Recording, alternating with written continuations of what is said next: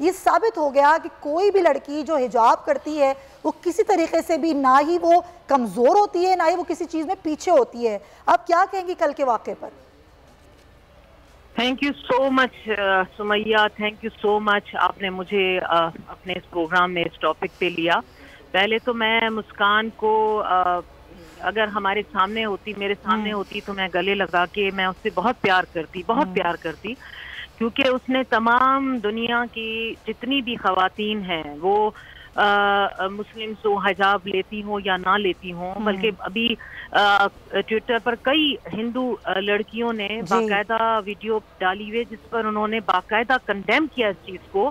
انہوں نے کہا ہم اس ملک میں رہتے ہیں، ہر عورت کی مرضی ہے کہ وہ کچھ بھی پہنے، کسی طرح بھی اپنے آپ کو وہ پروٹیکٹ سمجھتی ہے تو وہ اس طرح کر سکتی ہے. یہ کون سا ملک ہے جو پوری دنیا میں اپنے آپ کو فرما رہا ہے، دکھاتا ہے کہ ہم لبرل ہے؟ اور جب سے مودی سرکار آئی ہے، یقین مانے پوری دنیا میں ان پر تھو ہو رہی ہے. بلکہ مودی کے اوپر تو کس قدر لعنتیں پڑی ہیں. میں خود لعنت ڈالتی ہوں ایسے شخص پر جس نے آتے ہی اس ملک میں مسلمانوں کا وہاں جینا دوبر کر لیا. ہماری بچیوں کا باہر نکلنا، ان کا نقاب پہننا یا بغیر پردے کے جس طریقے سے بھی وہ وہاں سروائیو کرنا چاہ رہے ہیں وہ نہیں کر پاتے. جتنے بھی مسلمان وہاں رہ رہے ہیں ان کی زندگی عذاب ہے.